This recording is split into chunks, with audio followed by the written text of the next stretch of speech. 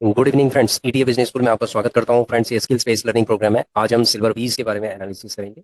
Silver बीज एक ऐसा ईटीएफ है जो बहुत स्विंग करता है। ठीक है, तो इसके ऊपर हम एनालिसिस करेंगे। देखो, सबसे पहले हम सिल्वर बीज के बारे में बताते हैं कि हमारे पास अभी सिल्वर बीज में 1075 क्वांटिटी है एक डीमेट अकाउंट के अंदर, और दूसरे डीमेट अकाउंट के अंदर हमारे पास 350 350 क्वांटिटी है। ठीक है, तो इसके अंदर जो प्लस माइनस है वो थोड़ा बहुत प्लस माइनस है। 806 रुपये का प्लस है, तो अब ये प्लस ही है, माइनस नहीं है। अगर मैं सिल्वर बीज के बारे में देखूं तो 1075 क्वांटिटी है। ठीक है, और 958 के आसपास इसमें ग्रोथ, यानी ऑलमोस्ट 1% के आसपास। ठीक है, तो अभी हम इसके चार्ट में चलते हैं। देखिए फ्रेंड्स, अगर हम सिल्वर बीज के चार्ट में चलेंगे और कुछ टाइम पहले चलेंगे तो इसका जो प्राइस था वो 92 के आसपास था। ठीक है, और थोड़ा टाइम पहले चलते हैं हम इसमें। एक साल पहले चलते हैं हम, 25 मई, जून में चलते हैं हम, 1 जून में चलते हैं। ठीक है, ये लगभग, अगर हम 1 जून, 3 जून है, ठीक है, तो ये 88 रुपीज के आसपास, 88 रुपीज के आसपास था। उसके बाद 88 से 76 हुआ, 76 से ये जो पीक में गया तो 96 हुआ, 86 से 96 में चला गया, 96 से फिर दोबारा से ये 83 पे आ गया। ठीक है, 83 पे कब आया था? दिसंबर में, दिसंबर 26 दिसंबर 2024 को फिर ये पीक पे गया। 97 में पीक पे गया था। 97 के बाद अब ये कंसोलिडेशन पे चल रहा है, मतलब 90 के आसपास चल रहा है कंसोलिडेशन में। इसका मतलब है कि अगर ये स्विंग करता है तो ये आ सकता है 90 के आसपास, आ सकता है 87 के आसपास, आ सकता है 87 के आसपास, आ सकता है। तो अगर हम इसका एनालिसिस करें तो ये एक स्विंग करने वाला ईटीएफ है। ठीक है, स्विंग करने वाला। अब आप देखेंगे कि ये 86 पे भी आ गया था, नीचे गिरा ये, और इसका जो आरएसआई था 30-40 से नीचे भी चला गया था। तो अभी हम वेट कर रहे हैं कि इसका आरएसआई नीचे आ जाए, 40 से नीचे आ जाए। देखो फ्रेंड्स, अगर इसका आरएसआई 40 से नीचे आ जाता है तो हमारी जो स्ट्रैटेजी होगी वो ये होगी कि इसके अंदर अभी जैसे हम हर गिरावट में हम 50-100 ले रहे हैं। अगर ये नीचे गिर जाता है, 90 के आसपास आ जाता है, तो इसका मतलब ये आरएसआई लगभग 40 के आसपास आ जाएगा। तो आरएसआई के बेसिस पे ही हम इसके अंदर इन्वेस्टमेंट करेंगे।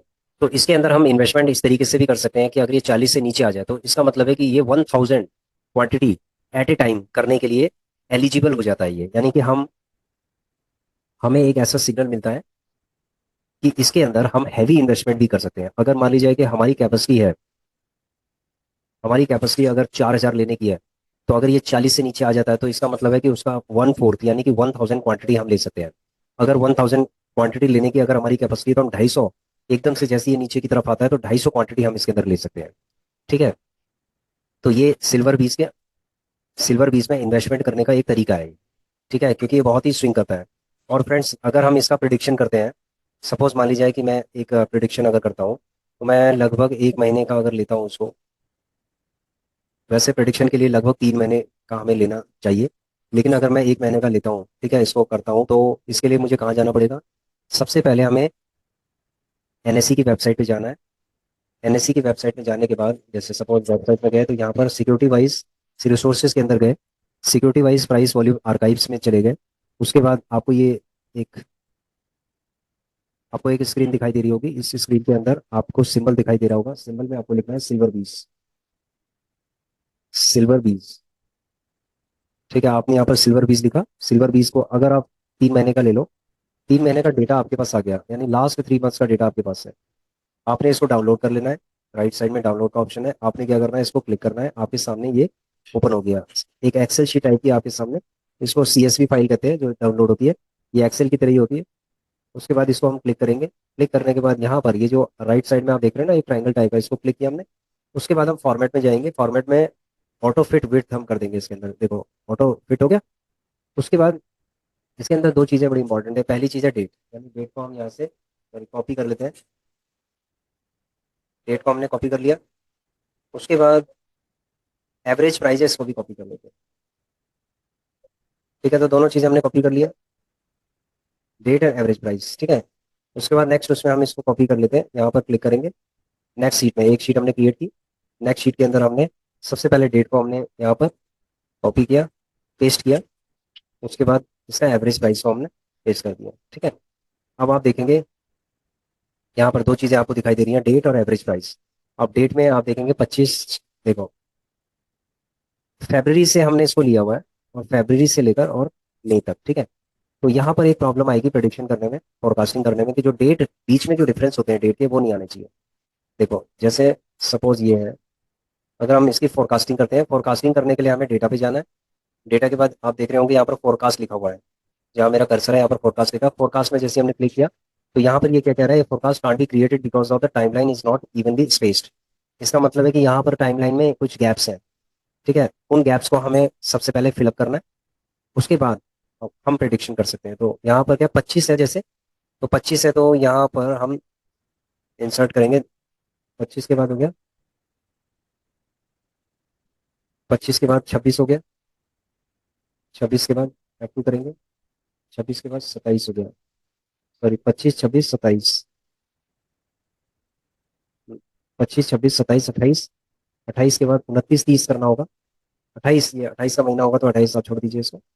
28 के बाद है, इसके बाद हम इसमें इंसर्ट कर लेते हैं, और यहाँ पर फर्स्ट सेकंड करना पड़ेगा। देखो छुट्टियां अगर होंगी तो हमें क्या करना है, छुट्टियों में वैल्यू उसकी उतनी रहेगी। ठीक है, ये वैल्यू उतनी रहेगी। ये देखो 90, क्योंकि जब छुट्टियां होती है तो उससे पहले जो वैल्यू होती है, यानी 28 फरवरी को जो भी प्राइस होगा वही प्राइस इसके अंदर होगा। डेट आगे की डाल देंगे इसमें। ठीक है, 2, 3, 4, 5, 6, 7, 8, 9। अब इसके अंदर 2 दिन का गैप आ रहा है, तो हम इसको 2 दिन के गैप को फिल कर देते हैं। ठीक है, तो 7 के बाद हो गया 8, 8 के बाद हो गया 9, 10, 11, 12, 13, 14, 15, यानी कि यहाँ पर भी गैप है। देखो सैटरडे संडे का जो गैप होता है वो बीच में आ जाता है। और इसमें क्या होता है कि जो प्राइस पहले होगा, यानी जो फ्राइडे को प्राइस होगा वही इन दोनों दिन होगा। इसलिए हम सेम प्राइस डाल देते हैं, लेकिन डेट को आगे बढ़ा देते हैं। 11, 12, 13, 14, 14, 15, 8, 9, 8, 9, 10, 11, 12, 10, 11, 12, 13, 14, 15, 15 हो गया, 16,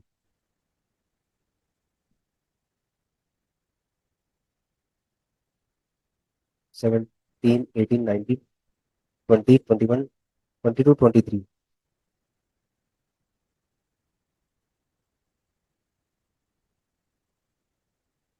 इसमें आएगा 22, 23,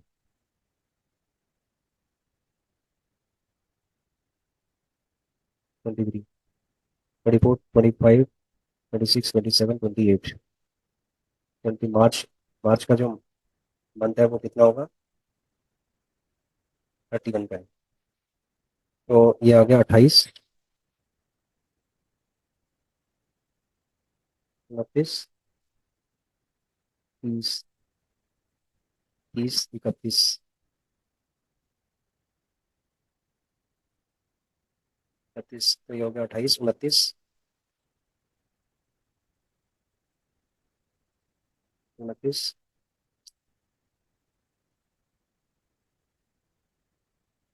25, 26, 27, 28, 29, 29, 29 के बाद ये हो गया 30,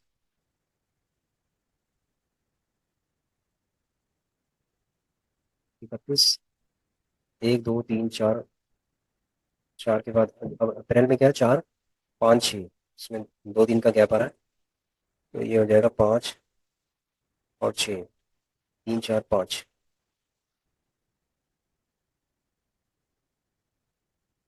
6, 7, 8, 9, 9 के बाद है 10, 11। बीच में 1 दिन का गैप आ रहा है,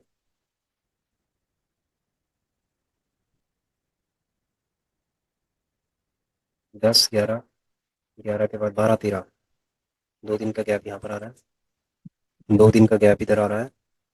उसको भी हम कर लेते हैं 10, 11। 11 के बाद आ गया 12, 12 के बाद आ गया 13, 13, 10, 11, 12, 13, 13 के बाद आ गया 14, 14। देखो कई बार क्या होता है, छुट्टियां ज़्यादा होती हैं, लेकिन जो रेट होता है वो प्रीवियस डे का ही होता है।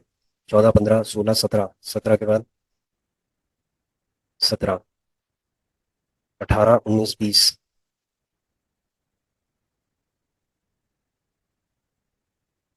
17, 17 के बाद हो गया 18, 18, 19, 19 के बाद हो गया 20, 21, 22, 23, 24, 25, 26, 27, यानी कि 2 दिन का गैप आ रहा है यहाँ पर।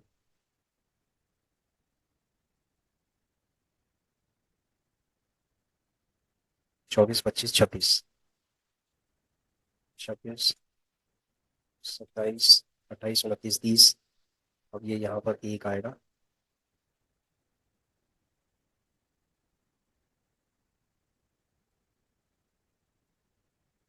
यहाँ पर फर्स्ट में आ जाएगा, लेकिन रेट प्रीवियस डे का ही रहेगा।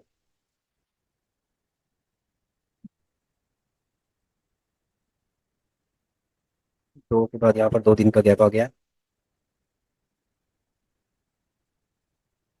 1, 2, 3, 3 हो गया। 3 के बाद 4 हो गया।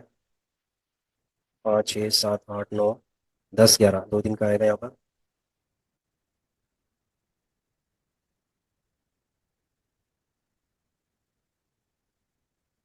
10, 11, 12, 13, 14, 15, 16, 17, 18, 2 दिन का यहाँ पर आ जाएगा।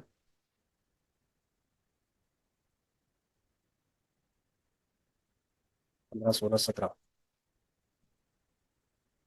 17 के बाद 18, 19, 20, 21, 22, 23। ठीक है, तो ये लगभग हो गया हमारा। अब इसको हम सेलेक्ट कर लेते हैं। सेलेक्ट करने के बाद एक बार ट्राई करते हैं। ठीक है, अब आप देख रहे होंगे इसने प्रेडिक्शन का दे दिया है। ठीक है, ये एक ग्राफ बन गया फोरकास्टिंग का। ठीक है, फोरकास्टिंग का एक ग्राफ बन गया। अब आप इसको फोरकास्ट कैसे करेंगे, ये अपने आप फोरकास्ट करेगा आपको। ये फोरकास्टिंग वैल्यूज है, तो इसका मतलब है कि आगे की जो वैल्यूज है। just a second। 14 जून, यानी कि अभी चल रहा है मई, तो ये 14 जून में इसकी वैल्यू कितनी हो सकती है? 94 रुपये हो सकती है। तो अभी कितना चल रहा है इसका रेट? जस्ट चलते हैं हम। सिल्वर पीस का भी चल रहा है 94 के आसपास चल रहा है। ठीक है, तो इसका मतलब है कि अब ये कंसोलिडेशन में ही रहेगा। 1 महीने तक लगभग ये कंसोलिडेशन में रहेगा। ठीक है, हमारी जो फोरकास्टिंग है वो ये कहती है कि अभी ये कंसोलिडेशन में रहेगा 1 महीने तक। तो जब तक ये कंसोलिडेशन में रहेगा तब तक हमें इसमें इन्वेस्टमेंट नहीं करनी है। जब ये नीचे आएगा तभी हम इसके अंदर इन्वेस्टमेंट कर सकते हैं। तो मतलब कंसोलिडेशन का मतलब, अगर ये 94 के आसपास अगर कह रहा है, तो इसमें हमें एक दो चीजें और भी समझनी है इसके अंदर। जो हमारा ग्राफ है, देखिए जो इसके अंदर अपर बाउंड है, अपर बाउंड इसका मतलब है कि ये 85 पे भी आ सकता है और 103 पे भी जा सकता है। ठीक है, कंसोलिडेशन में रहेगा 94 पे। और इसका जो लोअर बाउंड है, यानी अगर मार्केट के अंदर कुछ करेक्शन वगैरह होती है तो ये 85 पे भी आ सकता है और ये 103 पे भी जा सकता है। 103 पे, जस्ट एक सेकंड, ये देखिए, ये 103 का मतलब यहाँ पर भी जा सकता है ये। तो अपर बाउंड इसका हो गया 103, और जो लोअर बाउंड है इसका हो गया 85, यानी यहाँ पर 85 के आसपास ही जा सकता है। तो अगर ये नीचे की तरफ जाता है, 85 की तरफ जाता है, तो इसका मतलब है कि हमने इसके अंदर कुछ अच्छी खासी इन्वेस्टमेंट इसके अंदर हम कर सकते हैं। ठीक है फ्रेंड्स, तो इस तरीके से फोरकास्टिंग किया जाता है।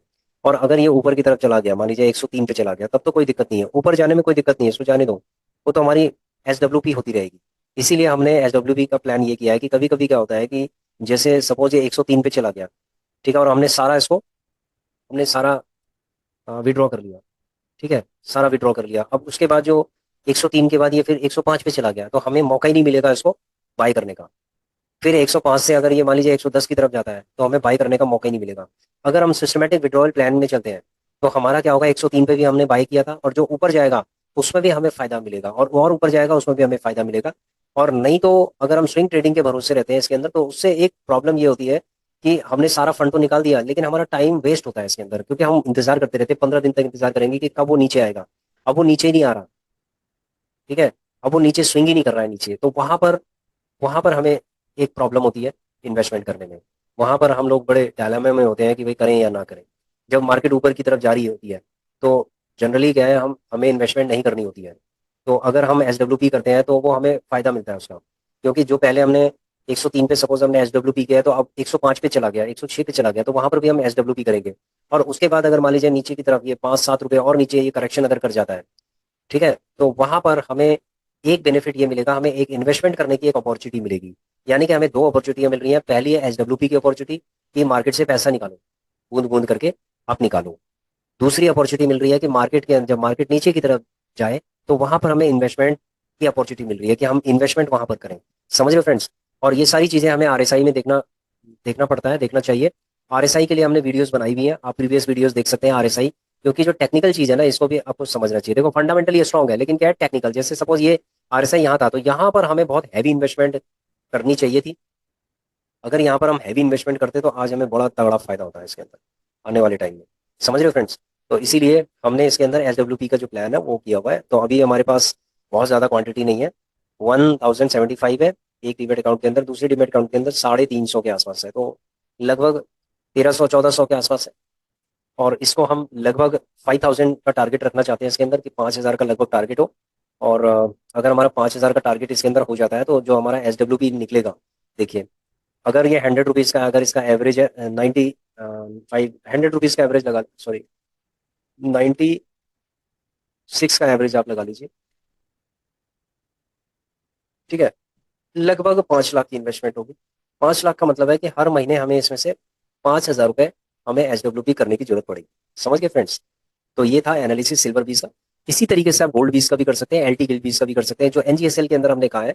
तो एनालिसिस करना हमने जो आपको बताया है, इसी तरीके की आप एनालिसिस भी कर सकते हैं। तो आपको अपर बाउंड, लोअर बाउंड, और जो आप प्रेडिक्ट कर सकते हैं इसके अंदर कि भाई इसका यहाँ तक, ये कहाँ तक जा सकता है। समझ गए फ्रेंड्स? तो टेक्निकली देखो क्या होता है कि आंख बंद करके कभी भी किसी भी ETF या किसी भी स्टॉक्स के अंदर ऐसे नहीं लगाया जा सकता, जब तक कि आप टेक्निकली साउंड ना हो। ठीक है? अगर आप टेक्निकली साउंड है और आपको सब कुछ पता है, जैसे इंडिकेटर्स का भी पता है, आपको फंडामेंटल्स का भी पता है, तो आप कभी भी स्टॉक मार्केट के अंदर कभी भी मार नहीं खाएंगे। ठीक है? तो ये था सिल्वर बीज का। तो इसी तरीके से आप किसी और ETF का भी कर सकते हैं। तो thanks for watching our video, please share, subscribe and like our channel. Thank you.